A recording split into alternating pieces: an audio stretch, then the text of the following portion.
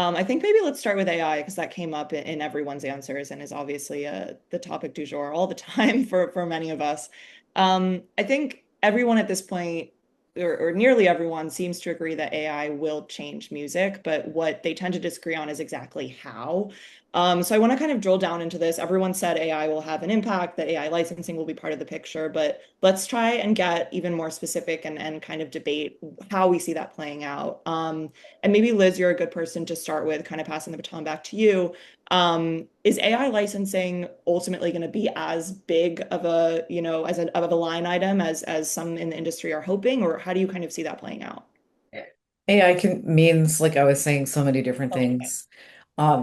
If we focus for the moment on generative AI platforms, even there, I think there's several directions that the licensing is going to take.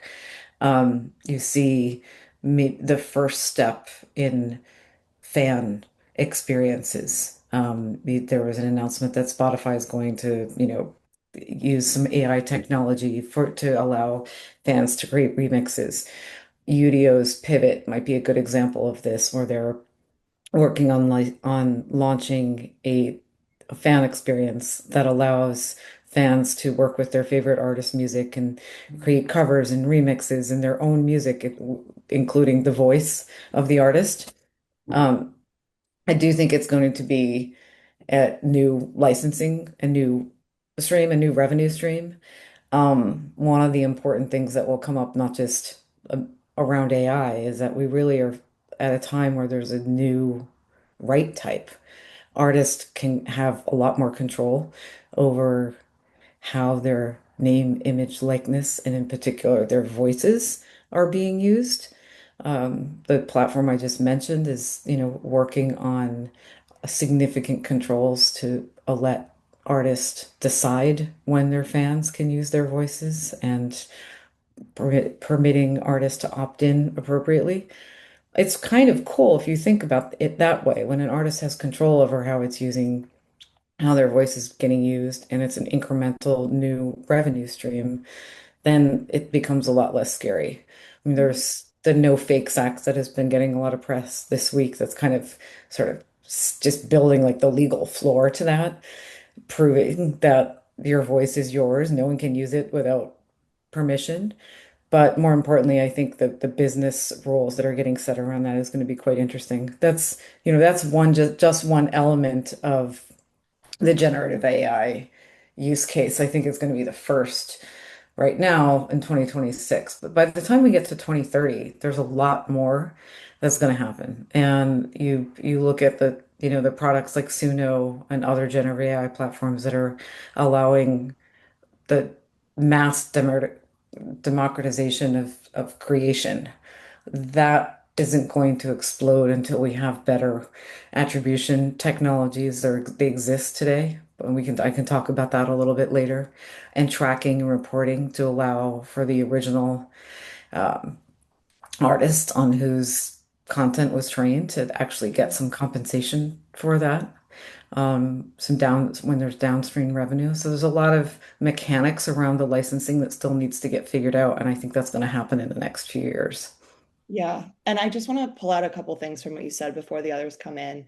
One is, I think it's a really important point you made at the end there about if we are going to see, a big revenue opportunity from any of these streams, we need to figure out obviously the rights and the underlying infrastructure, and the infrastructure we even have for our existing rights and revenue is not, the best that it could be in the first place. We still have a lot of issues with rights fragmentation and all of these things. So I think that's a really important point. So just want to highlight that.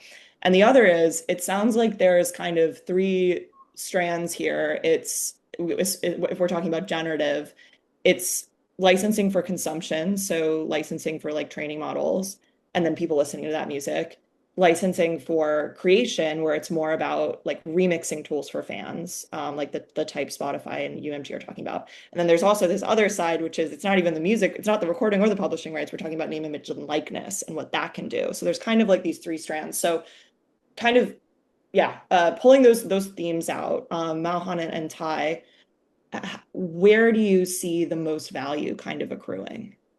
The value is not in the getting the royalties. for your contribution to music. The value is 100% in the equity of these businesses. And that's the biggest thing that music artists missed out on in the last. So in other words, owning the shares of Spotify was where the money was. Getting pennies on the cents on your share. So I think at this negotiating table, we're now in the future, it would be very smart to get both. Get the pennies, get your attribution correct. That's great. But you realize like these AI companies are already worth more than the entire music industry. So the reality is, Great point. would you rather be getting paid for, I'll call it, little thrusters on the SpaceX rocket, or actually on a piece of the company? So the reality is, that's the problem I see, is that we always go for the old model is we're going to get a attribution, we're going to figure out the percentage, and blah, blah, blah. That's great. We should do that. Absolutely, artists should be paid for that. I want 20% of the company. Yeah. How do we get that? So that's I wouldn't give up until that happens. And record companies did take equity in these other companies, but really tiny, actually like a few percentage points. And then they just starting to pay that out now. They're just cashing out some of them in their Spotify shares. So now the AI boom is here. How do we get in there for that? For the incredibly valuable contribution, the unbelievably valuable contribution the artists are making to these platforms. So anyways, that's my 2 cents on how to grow the TAM. And how does that money actually get to the artist? That's gonna be the Great part we have formula. to figure out. Great challenge. The problem is you'd have to pay it out based upon the numbers, the statistics we see, or there has to be a mechanism. Now, we did do this in the past. We got blank royalties for blank CDs back in the past, a long time ago. When CDRs came about, people were duplicating CDs. They created kind of a tax on CDs, and that was distributed in some way. So it has been done before, but it's really antithetical to the way the music industry normally works. And the problem is, music's always been a loss leader. The values in the company and the equity, not really in our product, because they'd love to sell our product for as little as possible and build as much equity value in their business. That's been the biggest problem. So, I wish we could share in that in some much better way. Great points, and the chat is going off, which is when Mauhan, do you have anything to add to the AI combo? What if I just said no? I can ask you a different question. I'm kidding. I think the last thing I can answer that last, or try to answer that last thing you asked about where the value goes. How does anyone? I mean, chat probably knows better. I mean, like, how many tracks are hitting DSPs per day now? Does anyone have that number? It's something like insane. A lot. It's like hundreds of thousands or something. It was like 750,000 a couple months ago that Deezer announced. It's probably gone up since then. Okay, so in a world where that happens, here's my take. I think this is going to sound controversial, I guess, but the song trends to worthless. And I think Ty, I apologize on my former employer's behalf of the buffet crab leg situation. But like the reality is, like, at that volume, tracks are worthless, songs are worthless. Suno with generative stuff. I say this financially, not spiritually. And so value, in my opinion, always has to accrue towards like a different edge. And for me, I think where it's going to accrue is in two places. I think one, the context around it. So what's the context around the song, the artist, the artistry, the whatever. And I think that it gets, I'm a big believer in like synthetic media and synthetic beings being on the verge. So I think even more so, it's going to go towards like the human context, story, narrative, whatever, the who, what, where. That's like the product, not actually the music. And I think looking at K-pop and J-pop and even some of like the pop star movements in the US that are a little bit more masked, you could argue that's been happening for a while, where it's the brand, not the where, I don't know if most of these artists are making their music anymore, or have been for a long time. And I think what the other place I'd put it, which is kind of our bet at our company, is that if Spotify and DSPs sell access and I guess now soon sell generation, I think the gap in the market that we're trying to fill is participation. I think Ty had a really good, it was touched on it really nicely about this idea of fan clubs and engagement. I think Liz also touched on it nicely in gaming. I think the idea is that, where does the investment and participation go?